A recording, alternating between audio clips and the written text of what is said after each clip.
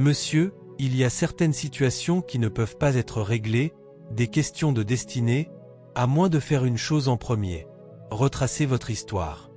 Retracez votre histoire. Zimbabwe, écoutez-moi, et je vous le dis.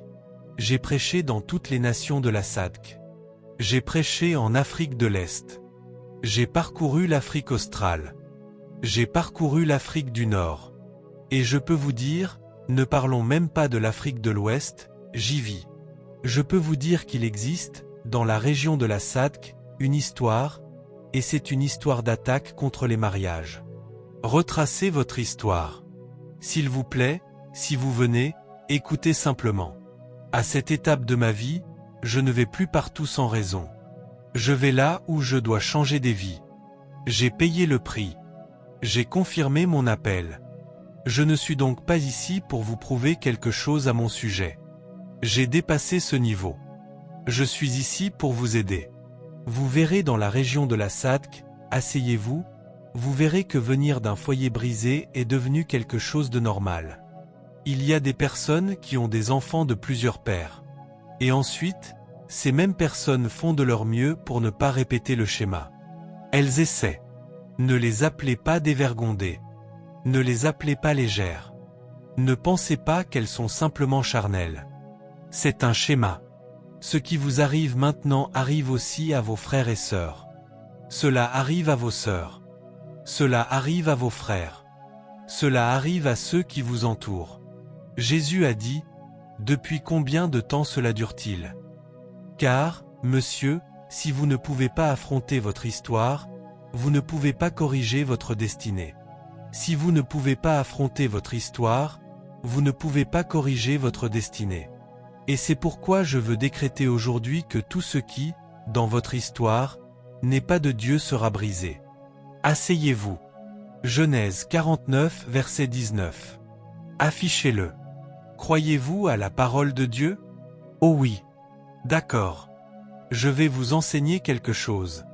Genèse 49, verset 19. 49, verset 19. 49, pas 39. Genèse 49, verset 19. Regardez l'écran. 1, 2, allez. Gad, une troupe l'assaillira, mais il l'assaillira à la fin. Gad, une troupe, une légion l'assaillira, mais à la fin, il l'assaillira. C'était Jacob qui bénissait ses enfants. C'était Jacob qui parlait sur leur vie, qui parlait sur leur destinée, sur leurs petits-enfants, sur leurs arrière-petits-enfants. Regardez Marc 5, verset 1. Marc 5, verset 1. Marc 5. Ils arrivèrent à l'autre bord de la mer, dans le pays de quoi? Des Gadaréniens. Les descendants de Gad. Les descendants de Gad. Et il y avait un homme qui avait un esprit appelé Légion. Une troupe. C'est ce que Jacob traitait déjà plus de 4000 ans auparavant. C'est ce que Jacob voyait d'avance. L'homme avait une légion, et Jésus demanda, « Quel est ton nom ?» Voyez-vous l'histoire? Voyez-vous l'histoire? L'homme répondit, « Légion, une troupe. » Alors Jésus comprit, c'est ce dont Jacob avait parlé dans Genèse 49, verset 19. « Quel est ton nom ?» Il dit, « Mon nom est Légion. Nous sommes nombreux. » Est-ce l'esprit de pauvreté? Il est là. Nous sommes nombreux. Est-ce la maladie? Elle est là. Nous sommes nombreux. Il y a des personnes sous le son de ma voix. Écoutez-moi. Quand on vous demande quel est votre problème, vous ne savez même pas par où commencer. Parce que dans les finances, il y a un problème. Dans la santé, il y a un problème. Dans le mariage, il y a un problème. Ils sont nombreux. Je remercie Dieu, parce que Dieu est un Dieu aux multiples ressources. Si vos problèmes sont nombreux, il existe un Dieu aux ressources infinies. Je suis celui qui suis. Je décrète sur votre vie. J'entre dans votre famille. J'entre dans la maison de votre mère. J'entre dans la maison de votre père. Tout autel qui crie contre vous, tout autel qui crie contre votre famille, tout autel qui parle contre quiconque parmi les vôtres, contre vos frères et sœurs, vos enfants, vos cousins, vos neveux, aujourd'hui, qu'ils soient dispersés. Aujourd'hui, qu'ils soient dispersés. Asseyez-vous. Asseyez-vous. Il y a quelques années, un jeune pasteur avait un ministère très puissant, et il est venu me dire qu'il voulait que je sois son mentor. Or, le mentorat est une très grande responsabilité. Si vous comprenez cela, si vous ne comprenez pas le mentorat, vous accumulez des fils spirituels sans savoir que cela devient un problème pour vous. C'est un problème, parce que si vous êtes un père, vous devez être extrêmement attentif à l'élévation de chacun, car de toute personne qui vient à vous, vous rendrez compte. Alors il est venu, belle Église. Je lui ai demandé, parle-moi de ta famille. Son père est mort alcoolique. Sa mère était alcoolique. Ils étaient 6 dans leur famille. Tous alcooliques, sauf lui. Son frère aîné était directeur de banque. Il pouvait être à son bureau, à la banque, puis tituber jusqu'au guichet. Ils l'ont renvoyé. Alors, quand il est venu vers moi, je lui ai demandé « Quel est le nom de ton ministère ?» Il m'a répondu « Wine of Life ». Je lui ai dit « Tu vas changer cela. Tu vas changer cela. Tu vas changer cela. Tu vas changer ce nom. » Je lui ai dit « Tu vas changer ce nom. » Il a demandé pourquoi. J'ai répondu « L'alcool t'appelle. L'alcool t'appelle. Qu'est-il arrivé aux autres? Pourquoi le vin? Tu sais qu'il y a l'alcoolisme dans ta famille. » Il a dit « C'est la révélation de Dieu. » J'ai répondu « Peut-être pour un temps, mais pas maintenant, parce qu'il y a déjà un esprit qui te pousse dans cette direction. » Vous voyez à quel point c'est spirituel. Asseyez-vous. Catherine Kuhlman a relevé cette péché secret chez les ministres. Elle en a relevé 7. Et l'un des péchés qu'elle a relevés, c'est l'orgueil déguisé en maturité. Elle a dit que ce sont là des péchés silencieux, l'orgueil déguisé en maturité. Cela vous pousse à attaquer les autres. Cela vous pousse à les attaquer parce que, quel que soit le niveau auquel vous parvenez avec Dieu, vous demeurez toujours un enfant devant lui. Il n'existe pas d'adulte de Dieu. Il n'existe que des enfants de Dieu. Elle a dit que l'orgueil déguisé, il y en a 7 qu'elle a relevés. Elle a dit que ce sont des péchés secrets, des péchés qui engloutissent l'onction, au point que nous ne voyons plus la puissance de Dieu. Car le christianisme, l'évangile, c'est la puissance. C'est cela. Tout l'évangile, toute la totalité de l'évangile de Jésus, c'est la puissance. Je n'ai pas honte de l'évangile, car c'est la puissance de Dieu. Vous devez remonter à la source. Où cela a-t-il commencé? Qu'est-ce qui s'est passé? Qu'est-ce qui doit être traité? Qu'est-ce qui doit être affronté? Il existe des familles où personne ne voyage jamais à l'étranger. Tout le monde peut aller bien, c'est vrai, mais personne ne peut sortir de son pays. Il existe des familles où il y a beaucoup de jeunes femmes très belles, mais très arrogantes. Belles et arrogantes. Et il y a aussi beaucoup de jeunes hommes comme cela, très instruits, mais très stupides. Oh, vous ne savez pas. Vous ne savez pas. J'ai raconté une histoire à notre église il y a quelques jours, celle d'un homme dont la voiture est tombée en panne devant un hôpital psychiatrique. Son véhicule est tombé en panne juste devant cet établissement. Le voilà donc en train d'essayer de réparer sa voiture, pendant que des foules observent. Il essayait de changer son pneu, mais les écrous étaient tombés. Il ne savait donc pas quoi faire. Il avait mis la roue de secours, mais les écrous n'étaient plus là. Alors l'un des fous lui a donné un conseil. Un fou lui a donné un conseil. Le fou lui a dit « Enlève un écrou de chacune des autres roues, fixe-les sur cette roue-ci, puis roule lentement jusqu'à la prochaine station où l'on pourra te donner d'autres écrous. » L'homme s'est dit « Waouh, c'était un bon conseil. » Alors il a demandé au fou « Si vous êtes aussi lucide, pourquoi êtes-vous dans un hôpital psychiatrique ?» Il a répondu « Je suis dans un hôpital psychiatrique parce que je suis fou, pas parce que je suis stupide. » Dites à quelqu'un « Retrace ton histoire. » Je peux vous dire qu'en Afrique aujourd'hui, beaucoup des combats de notre vie sont rattachés à notre histoire. Beaucoup de combats à travers le monde. Mais au nom de Jésus, sur la montagne de Sion, il y aura délivrance. Il y aura sainteté, et la maison de Jacob possédera son héritage. Je parle sur votre vie, s'ils ont arrêté les autres, ils ne pourront pas vous arrêter. S'ils ont arrêté les autres, ils ne pourront pas vous arrêter. S'ils ont bloqué les autres, ils ne pourront pas vous bloquer. Vous retrouverez votre place. Vous retrouverez votre plénitude. Vous retrouverez votre témoignage. Si votre Amen est plus fort, saisissez la bénédiction. Si votre Amen est plus fort, saisissez la bénédiction. Si votre Amen est plus fort, saisissez la bénédiction. Asseyez-vous. Asseyez-vous. Dites encore à quelqu'un, retrace ton histoire. Encore. Encore. Encore. Il est donc très important de savoir d'où nous venons. Puis-je prêcher ici? Asseyez-vous.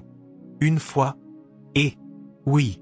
Une fois, dans Matthieu 17, écoutez. Ils ont rencontré le disciple de Jésus appelé Pierre et ils lui ont demandé « Pourquoi votre maître ne paie-t-il pas l'impôt » Jésus n'a jamais dit qu'ils avaient tort. Il a dit « Pierre, sur ce point, ils ont raison. Va payer. » Qu'a-t-il dit d'abord? Il a dit « De qui les rois de la terre perçoivent-ils les tributs ou les impôts? De leurs enfants ou des étrangers ?» La réponse fut « Des étrangers. » Il dit alors « Les enfants en sont donc exempts. » Il dit « Oui. » En d'autres termes, nous ne sommes pas censés payer, mais il existe un contentieux, va payer. Comment cela? Si vous lisez Luc chapitre 2, depuis qu'Auguste a ordonné le recensement de toute la terre pour qu'elle soit taxée, Marie et Joseph se sont rendus dans leur ville, dans leur cité d'origine, pour aller payer l'impôt. Mais en cours de route, Marie a commencé à accoucher. L'impôt n'a donc pas été payé. Des années plus tard, on est retourné dans l'histoire. Des années plus tard, on est retourné dans l'histoire, et on a dit, écoutez, nous avons le registre de tous ceux qui ont payé leur impôt. Votre maître n'a pas payé. Il y en a beaucoup parmi vous aujourd'hui qui, lorsque vous entrez dans des fonctions, trouvent des percepteurs qui vous affrontent en disant que vous devez payer l'impôt. Quand vous entrez dans certains lieux, ils vous confrontent. Mais Dieu est sur le point d'intervenir. Homme de Dieu, entend ceci. La Bible dit que lorsque Jésus vit que la foule s'attroupait, il réprimanda cet esprit. Ô Dieu, les gens s'attroupent, manifeste-toi pour moi. Ô Dieu, les gens se moquent, manifeste-toi pour moi. Ô Dieu, les gens tournent ma foi en dérision. Manifeste-toi dans ma vie. Lorsqu'il vit les gens s'assembler, il dit, Esprit mauvais, sors de cet homme. Il y en a parmi vous maintenant même pour qui Dieu interviendra afin que son nom ne soit pas moqué, afin que son nom ne soit pas tourné en ridicule, afin que son nom ne soit pas exposé à la honte. Remontez à la source. Prend-on. Et partout où il le saisit, il le déchire. L'enfant écume, grince des dents et devient tout raide. J'ai parlé à tes disciples afin qu'ils chassent cet esprit, et ils n'ont pas pu. Maintenant, allez au verset 20, 24 ou 22. Non, allez au verset 22. 22, et souvent l'esprit l'a jeté dans le feu et dans l'eau pour le faire périr. Mais si tu peux quelque chose, il faisait confiance aux disciples pour faire quelque chose. Lorsqu'il a vu Jésus, il a dit, si tu peux faire quelque chose. Vous savez, l'un de vos problèmes, c'est que vous prenez les mauvaises personnes au sérieux et vous manquez de sérieux avec les bonnes personnes. Vous vous tenez devant la solution, et je parle à quelqu'un ici. Ils se sont éloignés. Ils se sont éloignés. Ils se sont éloignés. Ils se sont éloignés. Ils se sont éloignés. Vous êtes à Harar et il y a un rapport médical qu'on vous a remis. Toutes choses sont possibles. Êtes-vous ici alors qu'il y a un assaut satanique contre votre vie? Toutes choses sont possibles. Nous sommes ici pour ce que le Seigneur est sur le point de faire. Merci docteur, mais que l'Esprit parle. Merci à la nation, mais que l'Esprit parle. Merci au gouvernement, mais que l'Esprit parle. Merci à mes amis pour ce qu'ils ont dit, mais que l'Esprit parle. Vous savez, Paul a dit dans 1 Corinthiens 14 verset 34. Je veux prier maintenant. Je veux prier. Il ne s'agit pas du genre. Que vos femmes se taisent dans les assemblées, car il ne leur est pas permis d'y parler. Mais qu'elles soient soumises, selon que le dit aussi la loi. Il ne s'agit pas ici du genre. Ce passage, que les femmes se taisent, ne parle pas du genre. Il ne s'agit pas du genre. Vous voyez, lorsque nous venons dans la maison de Dieu, devant Dieu, il n'y a ni homme ni femme. Il ne s'agit pas du genre. Lorsque nous venons dans la maison de Dieu, Dieu veut qu'une seule chose parle. Il a dit, que la femme se taise. Qu'est-ce que la femme? Qu'est-ce que la femme? Psaume 34 verset 2. Psaume 34 verset 2. Psaume 34. Mon âme se glorifiera. Lorsque nous nous rassemblons devant Dieu, nous ne voulons pas entendre votre âme. Nous ne voulons pas entendre ce que votre âme dit. Votre âme est féminine, qu'elle se taise dans l'Église. Nous voulons entendre ce que dit le Saint-Esprit, et non ce que dit votre âme, et non ce que dit le médecin. Que votre âme se taise. Que Dieu soit reconnu pour vrai, et que tout homme soit reconnu menteur. Non pas ce que dit votre âme, non pas ce que pense votre âme, non pas ce qu'imagine votre esprit, mais, que dit le Seigneur au sujet de ma santé? Que dit le Seigneur au sujet des affaires de ma vie, de mes finances? Que dit le Seigneur? Âme, silence. Situation, silence. Limitation humaine, silence. Rapport médical, silence. Que Dieu soit vrai, et que toute âme soit reconnue menteuse. Levez-vous. Nous continuerons ce soir. Levez-vous. Debout. Levez-vous. Êtes-vous prêts? Nous allons prier pendant 5 minutes.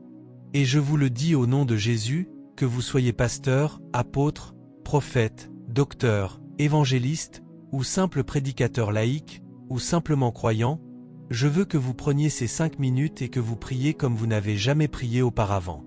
Ô Seigneur, tu as ma permission. Visite ma famille. Retrace mon histoire. Corrige l'erreur. Êtes-vous prêt à prier? Êtes-vous prêt à prier? Dites, mon Père, au nom de Jésus, ô Seigneur, tu as ma permission. Tu as ma permission. Entre dans ma famille. Entre dans ma famille. Retrace mon histoire. Retrace mon histoire. Corrige l'erreur. Corrige l'erreur. Entre dans ma famille. Entre dans ma famille. Retrace mon histoire. Retrace mon histoire. Corrige l'erreur. Corrige les erreurs. Entre dans ma famille. Entre dans ma famille. Retrace mon histoire. Retrace mon histoire. Corrige l'erreur. Corrige l'erreur. Entre dans ma famille. Entre dans ma famille. Retrace mon histoire. Retrace mon histoire. Corrige l'erreur. Corrige l'erreur. Ouvrez votre bouche et... Peux-tu fermer ta poitrine? Seigneur, cela. Recalque. Seigneur. Permission. Béni soit ton nom. Béni soit ton nom. Béni soit ton nom. Béni soit ton nom. Béni soit ton nom. Béni. Béni. Heureux, heureux, heureux, béni, heureux, heureux, heureux, au nom de Jésus.